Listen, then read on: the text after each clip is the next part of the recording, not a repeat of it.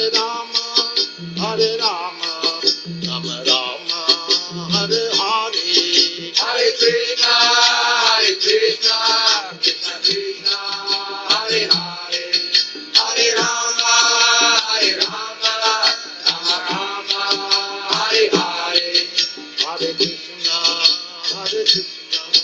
Krishna Krishna, Hare Hare, Hare Rama, Rama Rama, Hare Hare, Hare Krishna, Krishna Krishna, Hare Hare, Hare Rama, Rama Rama, Hare Hare, Hare Krishna, Krishna Krishna, Hare Hare, Hare Rama, Rama Rama, Hare Hare, Hare Krishna, Krishna Krishna, Hare Hare, Hare Rama, Rama Rama, Hare Hare, Hare Krishna, Krishna Krishna, Hare Hare, Hare Rama, Rama Rama, Hare Hare, Hare Krishna, Krishna Krishna, Hare Hare, Hare Rama, Rama Rama, Hare Hare, Hare Krishna, Krishna Krishna, Hare Hare, Hare Rama, Rama Rama, Hare Hare, Hare Krishna, Krishna Krishna, Hare Hare, Hare Rama,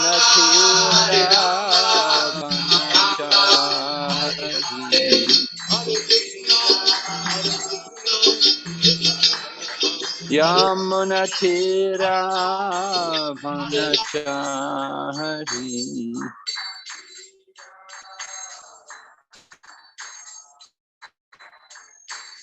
Jaya Radha Madhava Kunja Bihari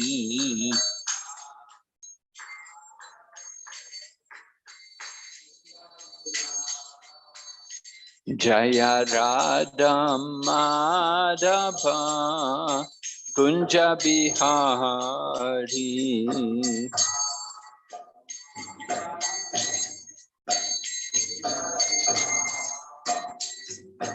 Gopi Jana Balabha Kirit Bharadari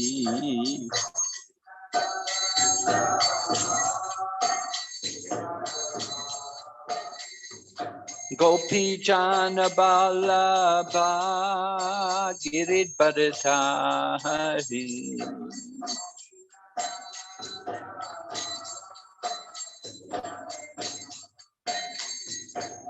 Yashoda Nandana Praja Janaranjana Yashoda Nandana Praja Janaranjana Yamuna Tira Vanachari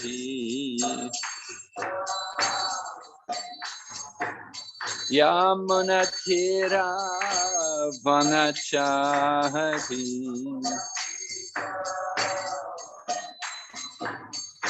Hare Krishna, Krishna Krishna, Hare Hare, Hare Rama, Rama Rama, Hare Hare.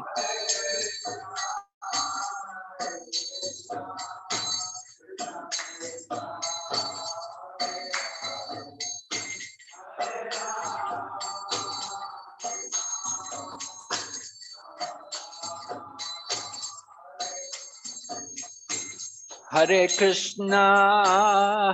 Krishna, Krishna Krishna, Hare Hare, Hare Rama, Rama Rama Hare Hare.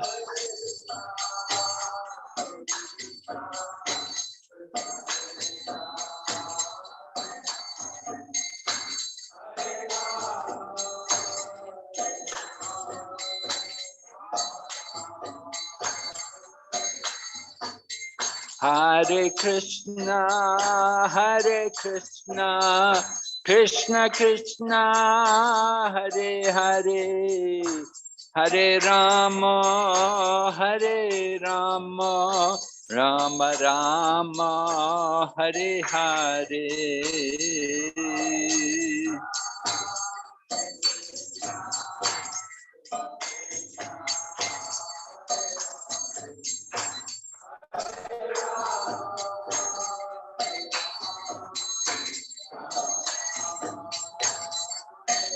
Nitai Gaur Hari Bo, Hari Bo, Hari Bo, Nitai Gaur Hari Bo.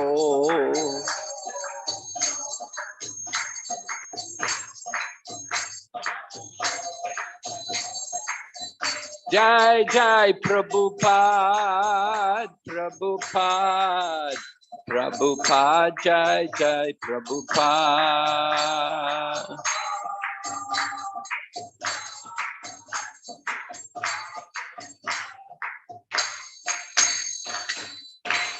Lord Premanande Haribo. Nama Om Vishnu Padaya Krishna Prestaya Bhutale Srimati Bhakti Vedanta Swami Niti Namne Namaste Saraswati Devi Gauravani Pracharine Nirvisesha Shunyavadi Paschachate Satari. Om Namo Bhagavate Vasudevaya.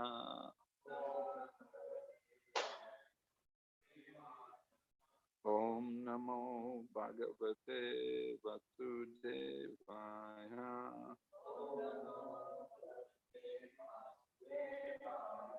Om Namo Bhagavate Vasudevaya.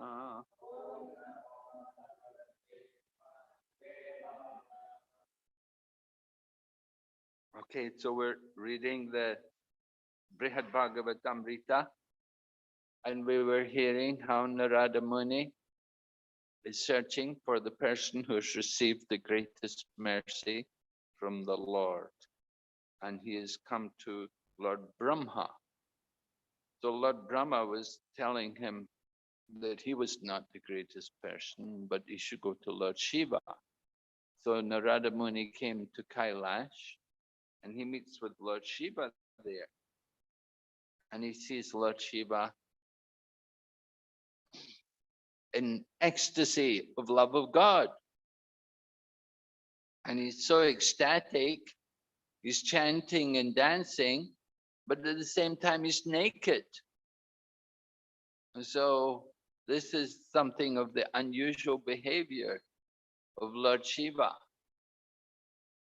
That although he's with his consort, with his wife, Gauri, but at the same time, he's naked. But he's in ecstasy of love of God. He's just displaying all the symptoms of ecstatic love for the Lord. Hare Krishna, Hare Krishna. So Lord Shiva is certainly a very unusual character, but we should never understand him to be an ordinary soul, that he's on the level of the Supreme Lord. And we were telling in previous class how he very cleverly took a blessing from the Lord that he could be greater than the Lord. And by being greater than the Lord, this was ensured that he's the devotee of the Lord. Because in order to be greater than the Lord, the only way you can be greater than the Lord is by being his devotee. The devotees, they're greater than the Lord. The Lord Shiva and Parvati, because they're greater than the Lord gave them the power to give liberation. Now, nobody usually gives liberation except Lord Vishnu, but Lord Shiva and Mother Parvati, they're able to give liberation. That is the special blessing which they had received.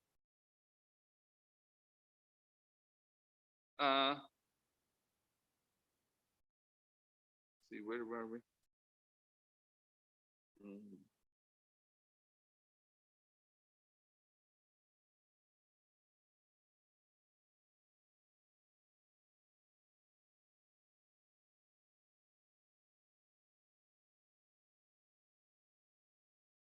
So Narada Muni says, no wonder Krishna loves you the most, because you're so devoted to him. You have such pure devotion.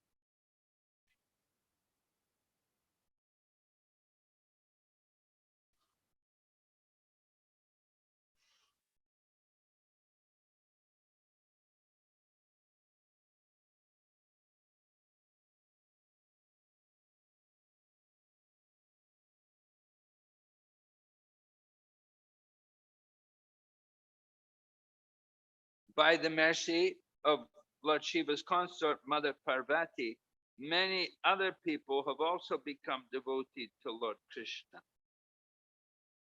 She knows in detail the true nature of both Lord Krishna and Lord Shiva.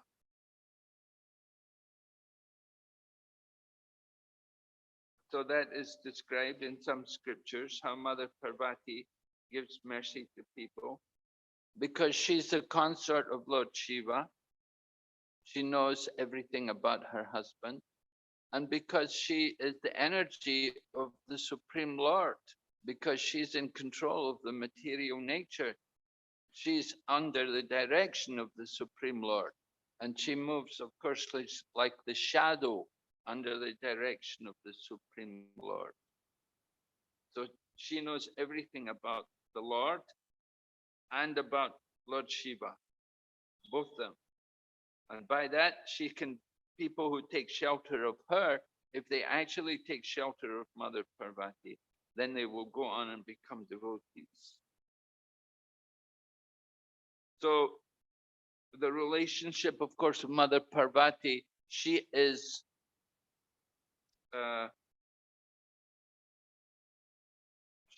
none different from Yoga Maya.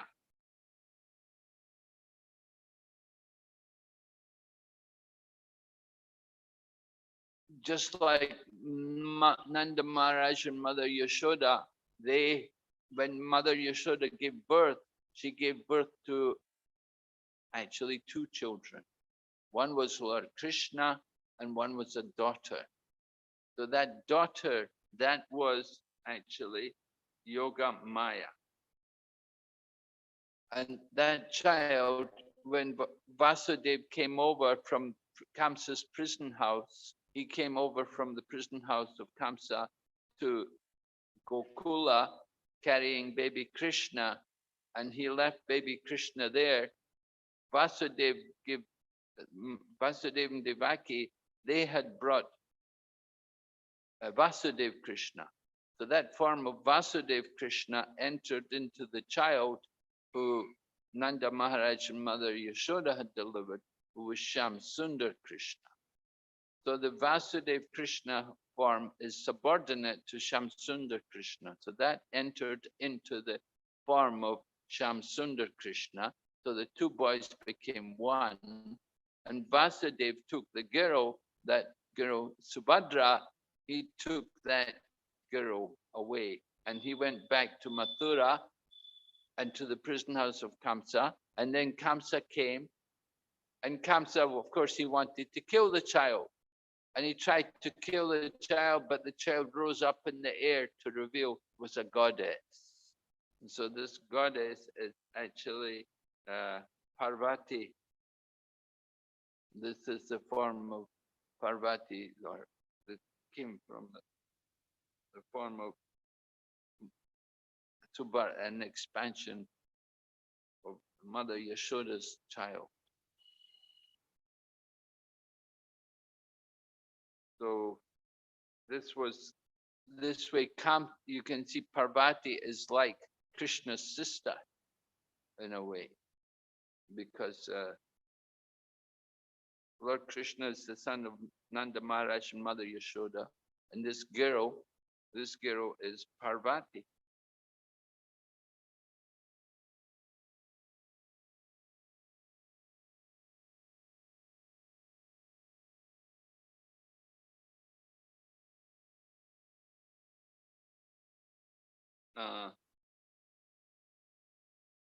So Mother Parvati always receives the affection of Lord Krishna, because naturally brother will always be affectionate to his sister.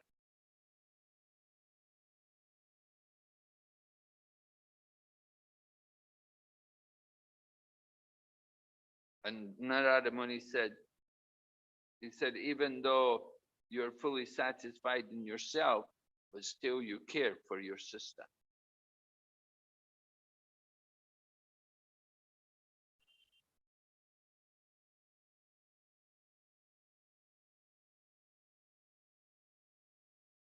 And Narada Muni says to Lord Shiva, that you give pleasure to her by always singing wonderful songs and holding festivals and singing the names of Lord Vishnu, recitation of his glories. At that time, she enjoys the company of Lord Vishnu's devotees. So Narada Muni is glorifying Mother Parvati in this way.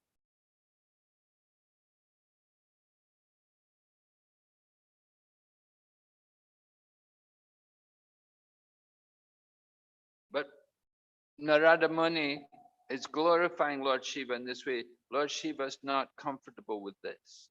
He feels embarrassed to hear all of his glories. And he wants to cover the mouth of Narada Muni. So he says to Narada Muni, he said, this is very painful for me to hear this. It's painful for me.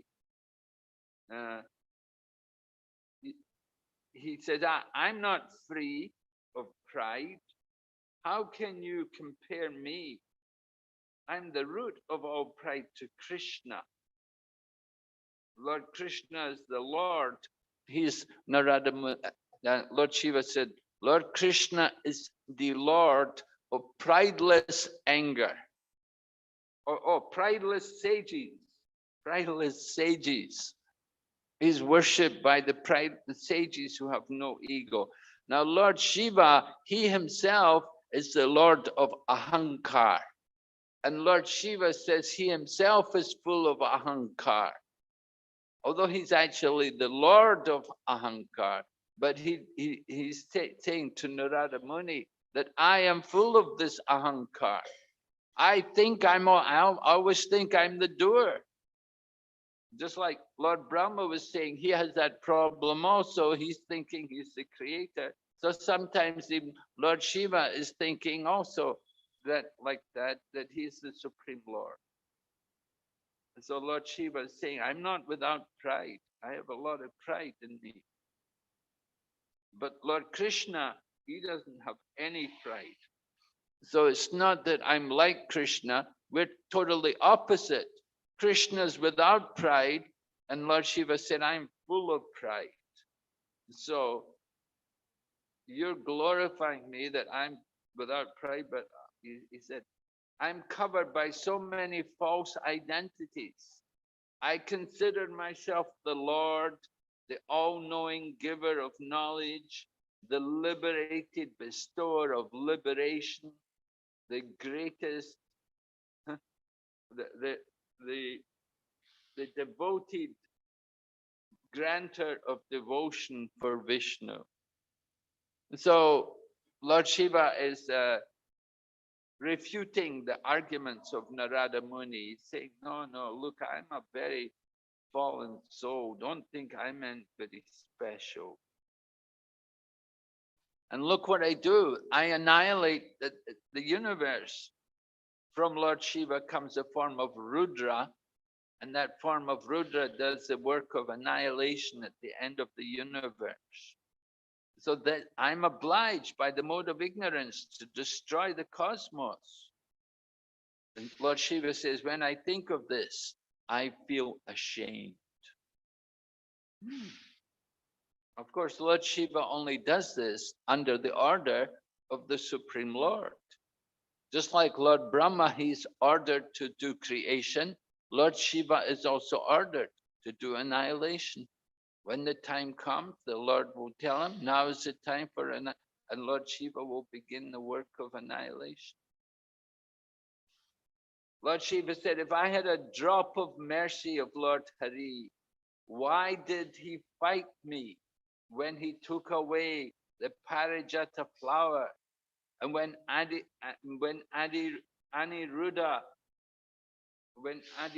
Aniruddha stole Usha, and on other such occasions. So we know that Lord Shiva, he would fight when Indra came, when Lord Krishna took Satyabhama to the heavenly planets to get the Parijata flower. At that time, Indra fought, and Lord Shiva also fought. He tried to help Indra to keep the Parijata flower there. So Lord Shiva, he fights against Krishna sometimes, and then again when Usha and Aniruddha, we told that story before about Aniruddha going to be with Usha, and then Banasura finding out, and Banasura, the father of Usha, he arrested Aniruddha, put him in prison, and Narada Muni goes to Dwarka and tells Lord Krishna what happened. So Lord Krishna comes with his army, and they have a big fight against Banasura's army. And Lord Shiva, he resides there at Banasura's kingdom, taking care of Banasura's kingdom. That was the benediction given, because Banasura plays the Madanga for Lord Shiva, so Lord Shiva can dance in the kirtan. So Banasura asked Lord Shiva to remain there, to guard his kingdom. And Lord Shiva did it. And when Krishna came with his army, there's a great fight. And you have Ganesh fighting and Kartikeya fighting, and they're fighting against Krishna's children like Pradyumna and Satyaki, Krishna's army, the commander. They're all fighting against the army of Banasura. It was a wonderful battle. The demigods fight, well, Lord Krishna's Yadu dynasty fighting against Banasura and all his people headed by Lord Shiva and everyone. And even Banasura, Lord Shiva fires his the Shiva Dwara weapon, which makes everything hot, tries to burn everything, burns everything. But Lord Krishna released the Narayana Dwara weapon, which froze everything. So Lord Shiva's weapon was burning everything, but Lord Krishna's weapon was freezing everything. And the Narayana Dwara weapon came to the words of the Shiva Dwara weapon. And the Shiva Dwara weapon is fire, but the cold was putting out the fire. So the Shiva Dwara weapon was losing its power. It was being frozen. It said, we can tolerate heat, but we cannot tolerate intense cold. When it gets very hot, you know, sometimes it'll get very hot, 50 degrees and 50 plus, but still work goes on, everything goes. But when it gets really cold, everything stops. You know, when it goes, if the temperature goes down like -20, -30, -40, in some parts of the world like that. And so practically it's very difficult. Everything just stops. So Lord Krishna's weapon, he released Narayana Dwara. It froze the Shiva Dwara weapon. And the Shiva Jwara weapon had to surrender, and Lord Shiva had to come. And then Lord Krishna was cutting off the arms of Banasura, because Banasura had become very proud because of all of his arms. Nobody could fight him. So Lord Krishna was cutting off his arms. And at that time, Lord Shiva came and he prayed. And so Lord Krishna left him with 4 arms and said, now Lord Krishna also gave Banasura a benediction that he could be an eternal associate of Lord Shiva. So he doesn't suffer old age and disease, and he can live with Banasura. He can live with Banasura can live with Lord Shiva, and he associates and serves Lord Shiva by the blessing of Lord Krishna. So Lord Shiva was, he said, this is, just look at my ignorance. He said that I fight with Krishna on these different occasions. Why would he worship? He said, why would he worship me? He, his servant, and why would he order me? Turn people away from me by concocting your own version of scripture. So here, Lord Shiva is referring to the fact that he was ordered by the Lord to preach the impersonal Mayavada philosophy. And we know how Shankaracharya came. Shankaracharya is the incarnation of Lord Shiva. And he preached this impersonal philosophy. Then it said he was ordered to do it by the Lord. Mayavada asatchastram prachanam bodham uchate. Maeva vihitam devi. Kalo brahmana.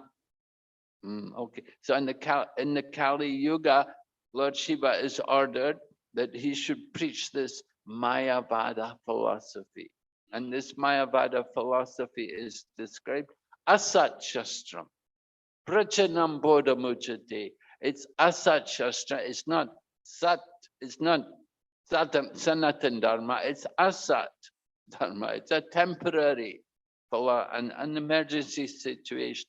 And it's Prachanam Bodham. It's covered Buddhism. Covered Buddhism. Buddhism in a disguised form. Because the Buddhists say, they say the absolute truth is 0. And Shankaracharya said the absolute truth is 1. So just a little difference, a little change. But he could bring back the Vedas. And the Buddhists say everything 0, there's nothing. And Shankaracharya said everything is 1. The Buddhists say Nepa, Nirvana, Nirvisha, Shunyavada, nothingness. But Shankaracharya, he said, he gave that everything is Brahman. There's only the one, Brahman. So that Shankaracharya, under Lord Shiva, under the order of the Supreme Lord, he took the form of Shankaracharya and preached this Mayavada philosophy to turn people away from the Buddhist idea. It brought back the Buddhist teachings. So this was Lord Shiva is saying, he said, this, you see, Lord Krishna, the Supreme Lord, Lord Krishna had me teach this Mayavada philosophy. And Lord Chaitanya even said Mayavada aparada, that they're the greatest offenders to Krishna, the Mayavadis. And Lord Shiva is preaching this Mayavada philosophy. So he said, where is the mercy? If Krishna is so merciful to me, why did he have me preach this Mayavada philosophy? Make me so offensive to the Lord. because the Mayavadis say we're all God. It's all one. So we're all God. And they say when Krishna comes in this world, he's also coming from the Brahman. They say that ultimately everything is Brahman. And so Krishna comes to this world, he's coming from the Brahman. And so this is an offense. This is offensive teaching.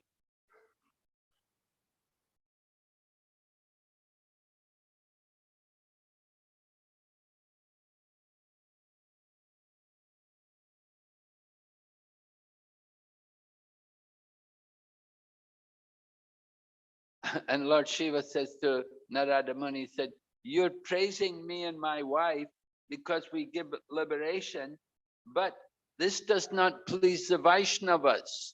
The Vaishnavas, they don't want to get liberation from me. They want to get it from the Supreme Lord, from Lord Vishnu himself. They don't want Parvati and I to give them liberation. That is not pleasing to them.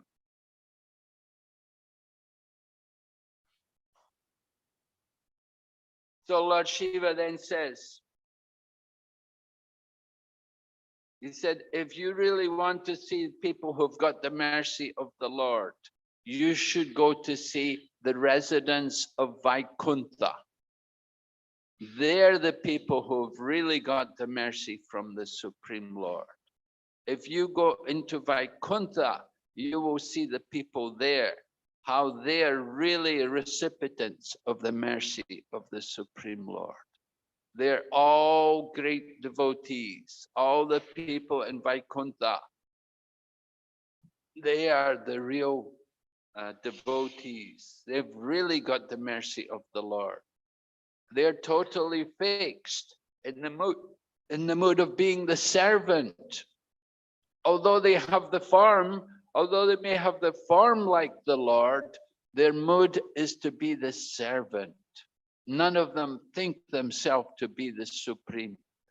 They all have the mood of service to the Lord. And they're all engaged in chanting the glories of the Lord and chanting his holy name. I said, you go to Vaikuntha and you will see the people there, how they actually worship the Lord and how they are so pure. And you will see in Vaikuntha also, of course, in Vaikuntha, there's no influence of the modes of nature. They're completely without pride. There's no influence of passion or ignorance. They're totally fixed. Even they're on the Shuddha Sattva level, pure goodness, completely free of any influence of the modes of nature.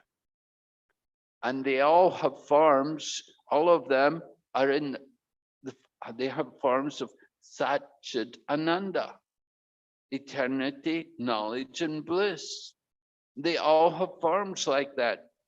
And for the service of the Lord, they will take different forms, like they will take the form sometimes as birds and sometimes as trees, and they can assume different forms, but whatever form they take, it's all for the pleasure of the Supreme Lord.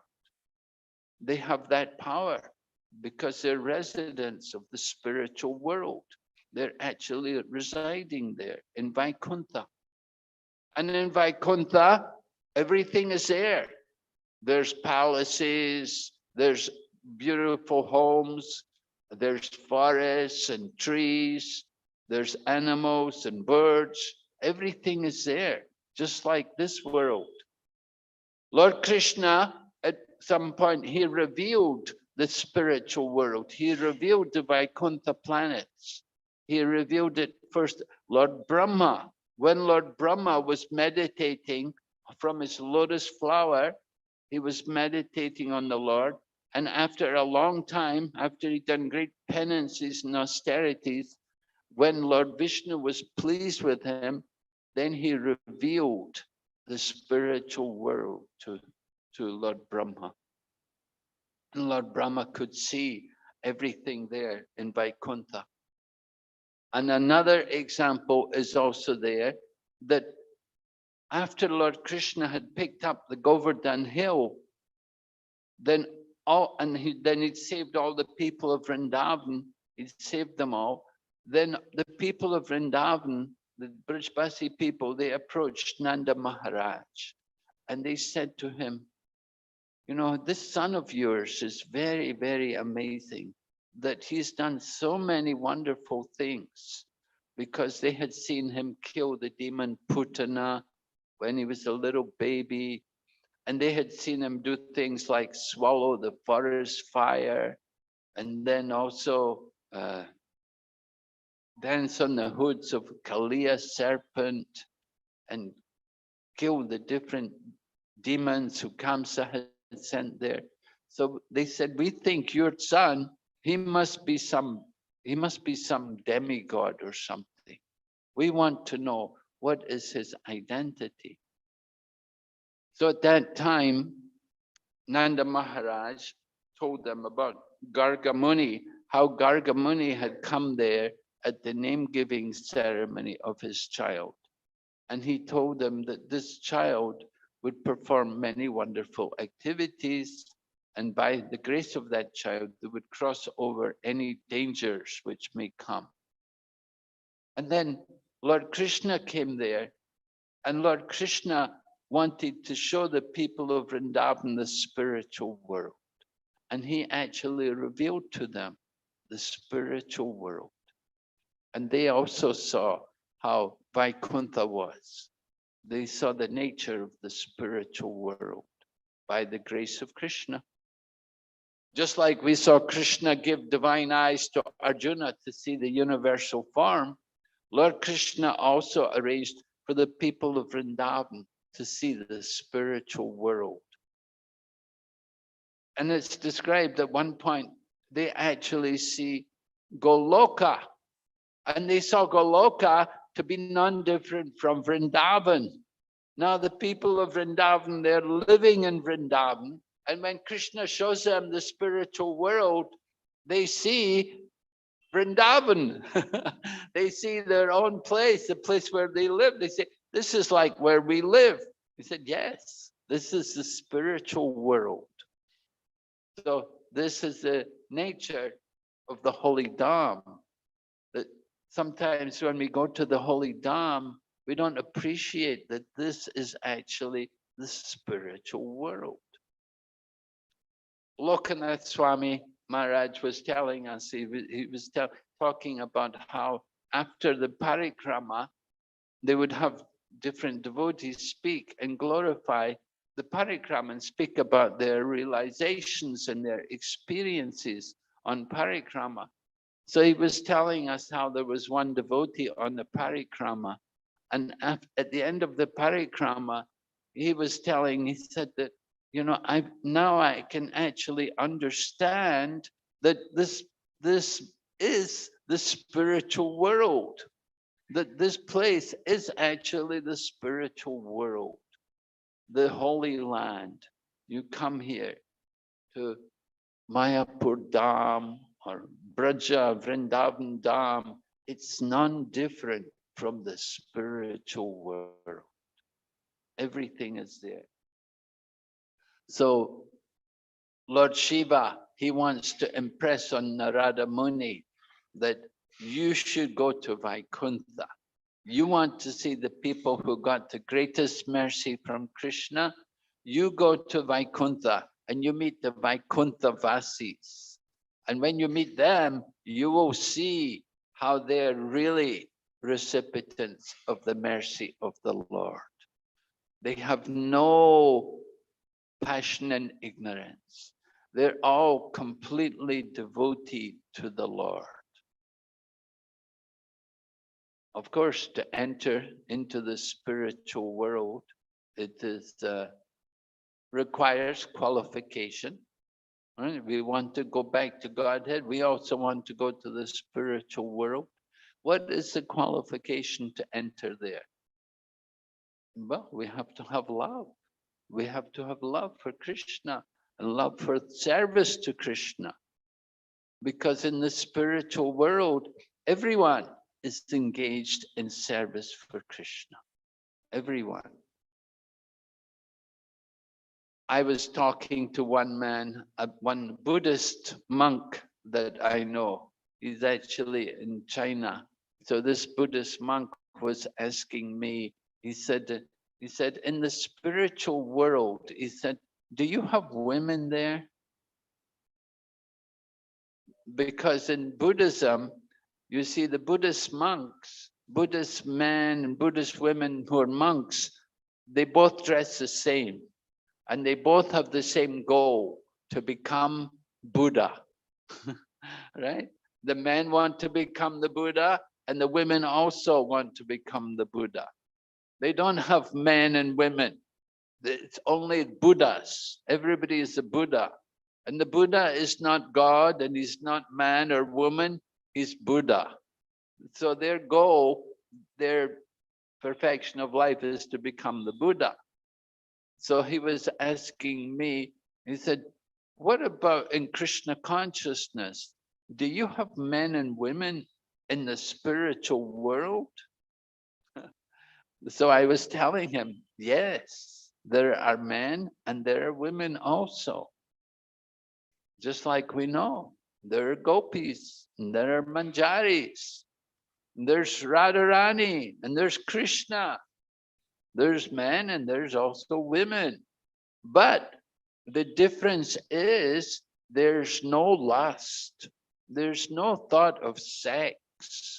People are not under that kind of ignorance or influenced by that mode of nature. There's passion and ignorance, which is here in this world, which is prominent in this world. But the nature of the spiritual world, there's no passion and ignorance.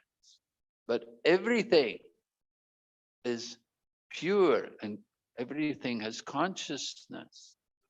And it's described also like this in Srimad Bhagavatam. We can read in the Srimad Bhagavatam, we read, for example, about entering the spiritual world. The four Kumaras, when they're coming through the universe, they enter into the spiritual world. And we are told how in the spiritual world, all of the different plants and the different birds and so on, how they're all conscious, right? The different plants and so on, they're all very beautiful and aromatic, but they all appreciate Tulsi. The best of all the plants is Tulsi. And all of the different plants, they all offer their respect to Tulsi, because it's Tulsi which Lord Krishna wears around his neck. Although there are so many beautiful flowers, colorful, fragrant, with beautiful aroma, but Lord Krishna likes Tulsi more than any other flower garland. That she gets the greatest attention from Krishna because of her austerities, because of her mode of devotion. So in the spiritual world, there are many all different species of life are there. Everything is there. This material world, this is the perverted reflection of the spiritual world. We are enjoying the perverted reflection, but the real world is there in the spiritual sky. All the different species of life, all the living entities, they're all there, and they're all in pure consciousness of Krishna. They're all in the mood to be the servant of the Lord. And it's amazing to think that they assume, although they're pure devotees, that they will assume these different forms. They will become birds and they will become trees. You know, we think tree is the mode of ignorance. We know Nala, Kuvera, and Manigriva, they were punished. They were put into the form of two big trees. They became Arjun trees, very big, tall trees. as a punishment for their lust and their degradation. They became trees. But in the spiritual world, the trees are kalpabriksha. They're very special trees, and they render very nice service for Krishna. Krishna will sometimes climb on them. Krishna will enjoy playing and swinging from the trees. And the trees also will provide fruit and shelter for Krishna.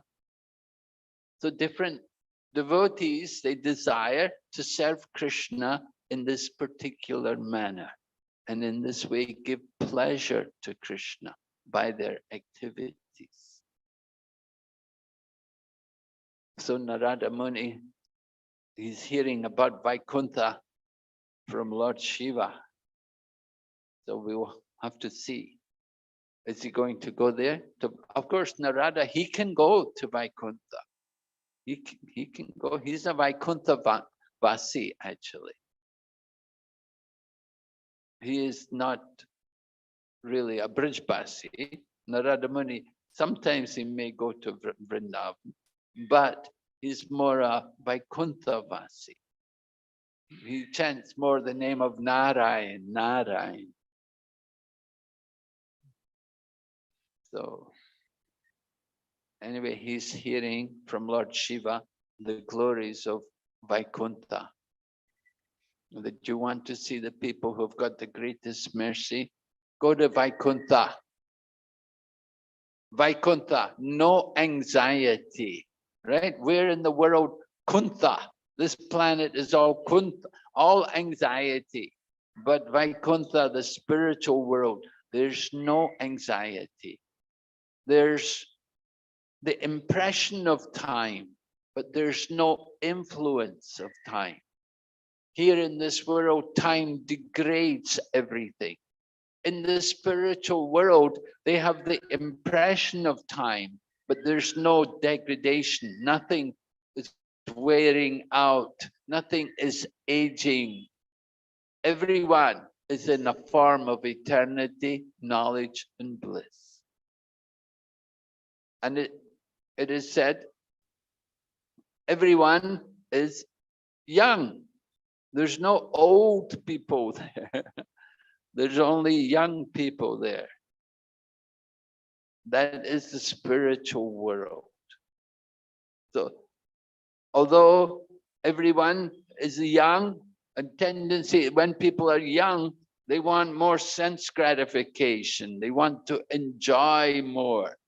But the nature of the spiritual world, the inhabitants of the spiritual world, is they just want service. They just want service to Krishna. And they're ready to do whatever pleases Krishna. So that is the spiritual world. Okay, are there any questions? Prabhu?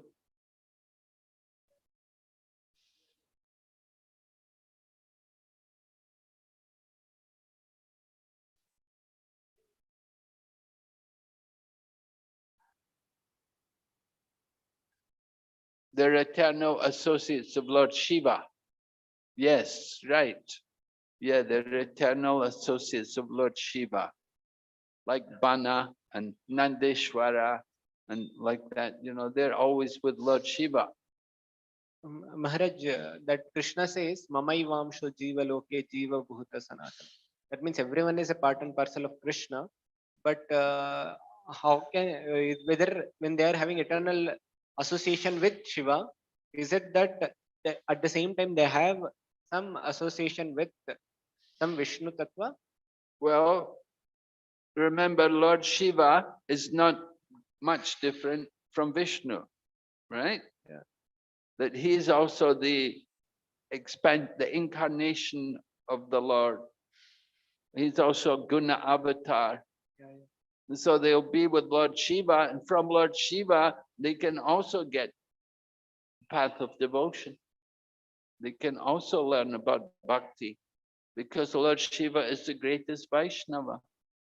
And so it's just a matter of how they associate with Lord Shiva. They're not thinking Lord Shiva is the supreme, but they understand Lord Shiva is the Guna avatar, and that he also worships the Supreme Lord. And Lord Shiva was doing his puja for Lord Sankarshan, and so they will see Lord Shiva worshipping Lord Sankarshan. They'll be learning about the Lord from Lord Shiva. Maharaj, this ghosts and hobgoblins and all we hear, is it only in this material realm that they are associates of Lord Shiva, or in the eternal planet that is Mahesh Dham? Well, the ghosts and the hobgoblins, yeah, they'll be that in the crematoriums. Lord Shiva goes there to the crematoriums. So these kind of creatures are there with him. They will be there with him.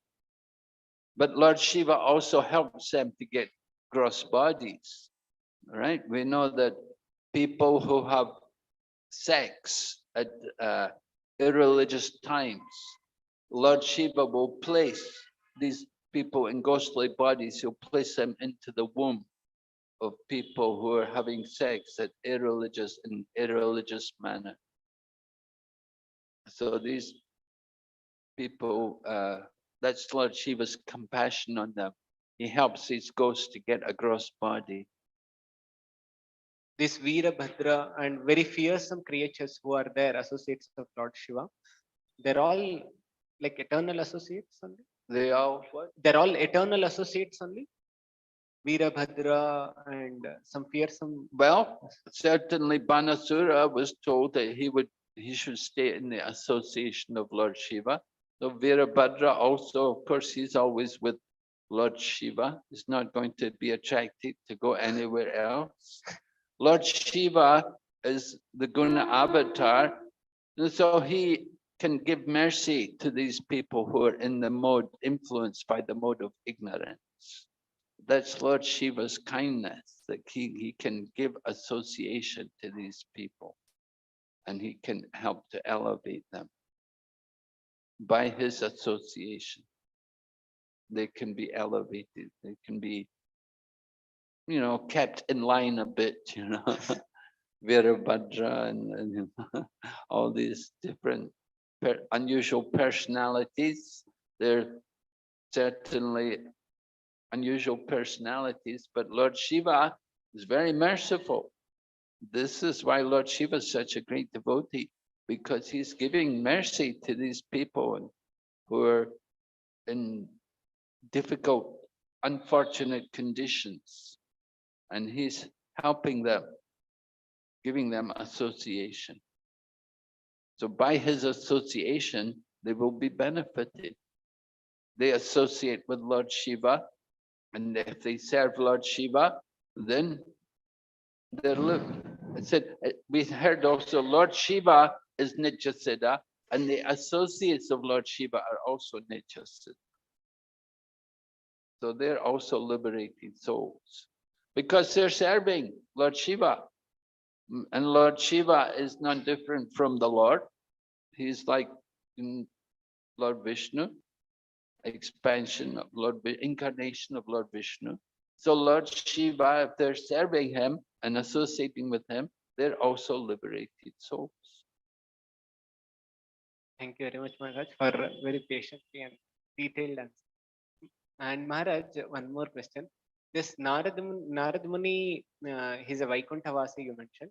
Usually Vaikuntavasis, we hear that they have 4 armed forms. So, but I think Narad Muni is like exceptional, though he's a Vaikunthavasi. Well, Narada Muni travels everywhere. He's a spaceman, right? He's the son of Lord Brahma. He's the son of Lord Brahma, and he travels everywhere. So generally his mood is more of Vaikuntha. He has that mood of being Vaikuntha, in the mood of Vaikuntha, the mood of Aishwarya, respecting the Lord.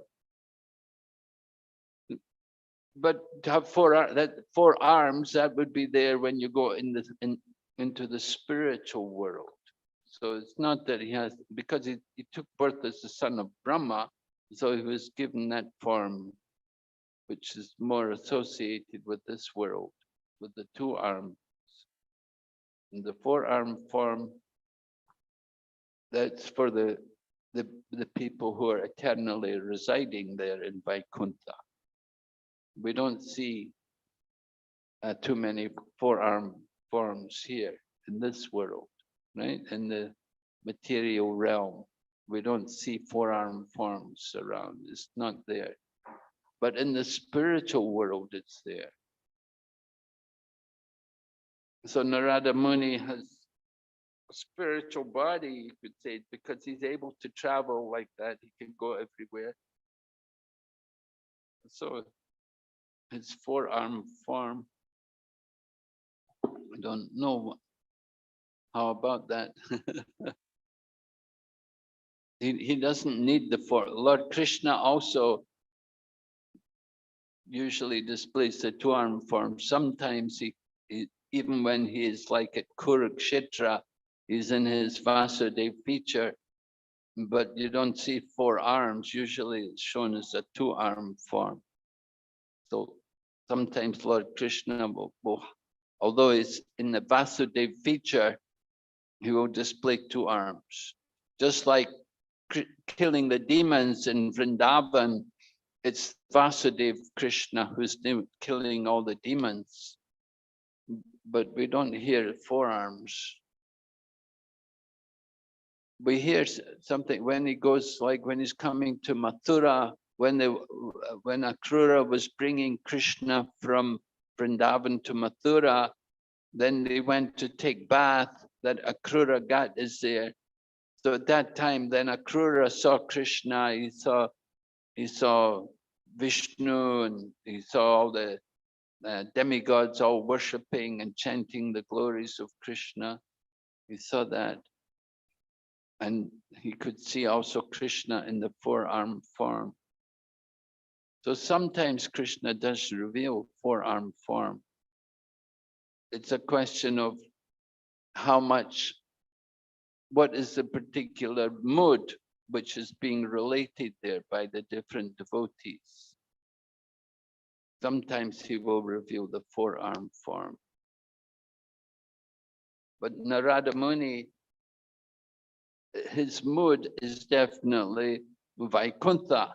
And we saw that in Chaitanya Lila when Srivas Pandit was talking with Swarup Damodar at the Hera Panchami during the Rath Yatra festival, when they did the Hera Panchami festival.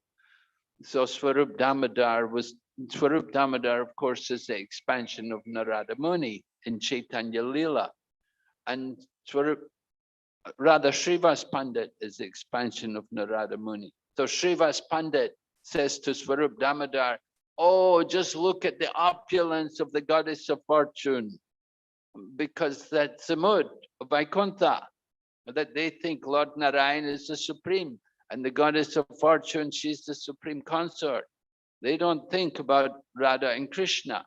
The mood of Vaikuntha is to worship Lakshmi Narayan. So Srivas Pandit was seeing the goddess of fortune come to the Gundicha to arrest the servants of Jagannath, and they were bowing down to the goddess of fortune.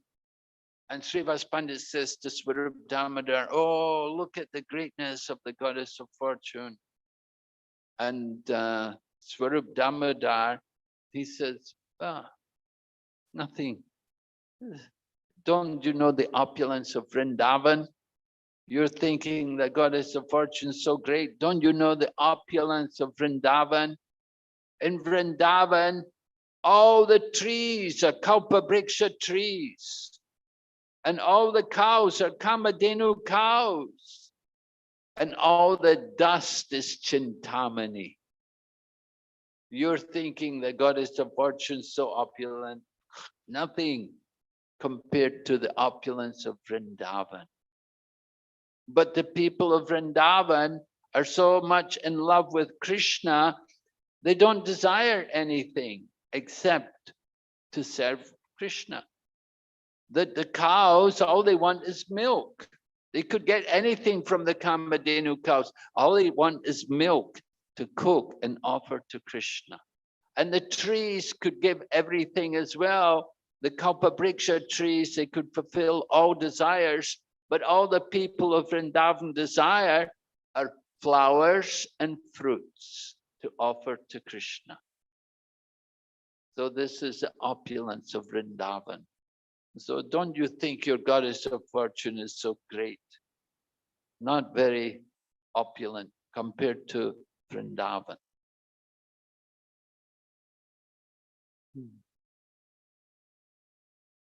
Yeah. Right. Yes, Prabhu.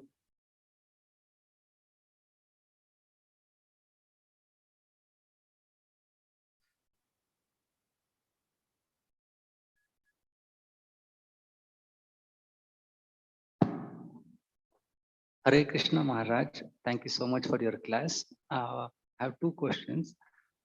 You mentioned that even the trees in Vrindavan, they are full of consciousness. So one question that I've had is, when devotees have to eat prasadam there, so what do they eat? What do the trees eat? Yeah, so if trees are full consciousness, then devotees might not feel like cutting them and eating. But we have to remember it's a spiritual world, right?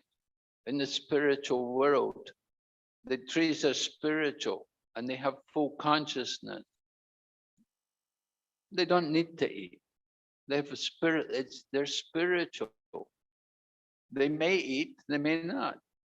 What do trees usually eat? Trees usually drink water. They drink water through their roots. Okay, what do the other devotees eat, in spiritual world? In the spiritual world, what do they eat? Well, they have spiritual bodies, right? If you have a spiritual body, you don't need have to worry about eating and sleeping and these things. Just as we said, there's no sex, there's no thought of sex. Nobody thinks of sex, and the more spiritual our body becomes, the less we'll think about eating and sleeping. Prabhupada told us, he said, I gave up mating and defending when I was a young man. And he said, now in my old age, I've given up eating and sleeping. So the Goswamis of Vrindavan, like Radhanath Das Goswami, practically they would hardly eat or sleep. They hardly ate or slept. He would take a little buttermilk sometimes, but he wouldn't even think about it.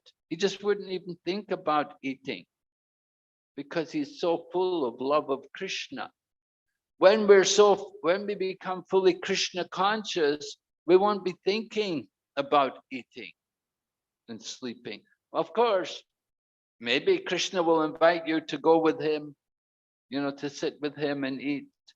If you're in Vaikuntha, Lord of Dwarka is there and he will give prasadam, maybe you'll get the remnants of it's very difficult to get the remnants of the Lord. But don't worry, Krishna maintains everyone. Krishna is taking care of everyone. So especially in the spiritual world, you won't have any problem. You don't have to worry. Thank you, Maharaj. Another question, this my children ask me. So Narada, Bhaktivinoda Thakur says, Narada is one of the greatest devotees, Shiva Sutta Narada.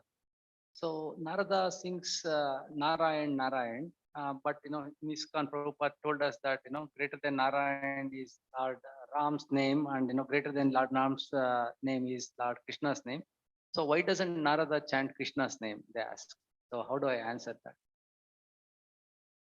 Well, he is in Krishna's pastimes, right? Actually, the Lord said, Naham tishtani vaikunte yoginam hridayeshu va tatra tishtani narada yatra gayanti madbhakta.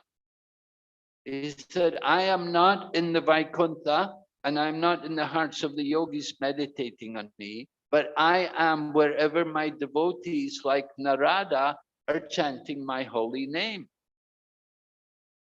So Narada Muni is chanting the holy name. It's not that, he's not chanting Krishna's name. He's chanting the name of the Lord, the Supreme Lord. And he's chanting with pure loving devotion. you can't criticize him. Oh, he's not chanting Krishna's name.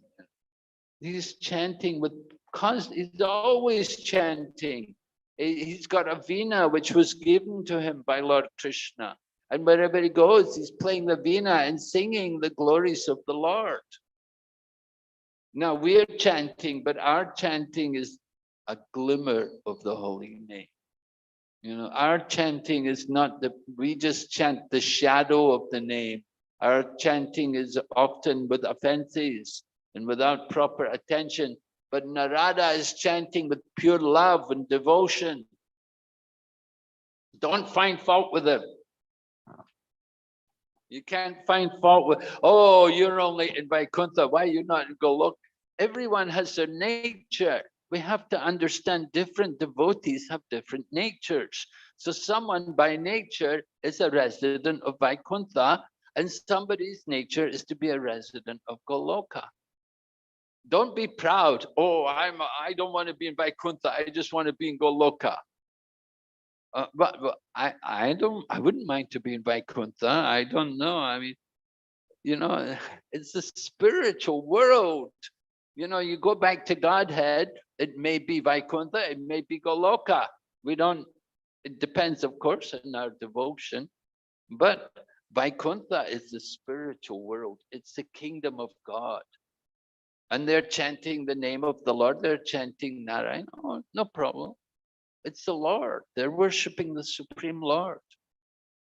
It's just a different mood. Different people have different moods. So we can't expect everyone to, oh, Narada Muni should be in Goloka. No, we have to accept him as he is. He's a devotee of Narayana. Okay, Hare Krishna. Okay, Srila Prabhupada ki jai.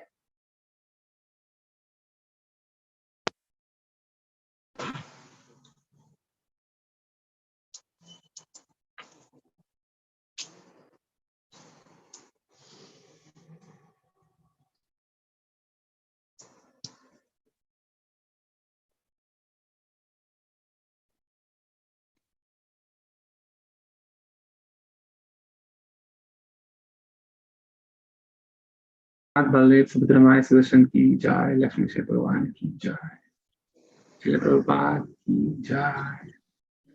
Thank you for joining today. We will continue tomorrow morning at 8:30. Hare Krishna. I'll just end the session.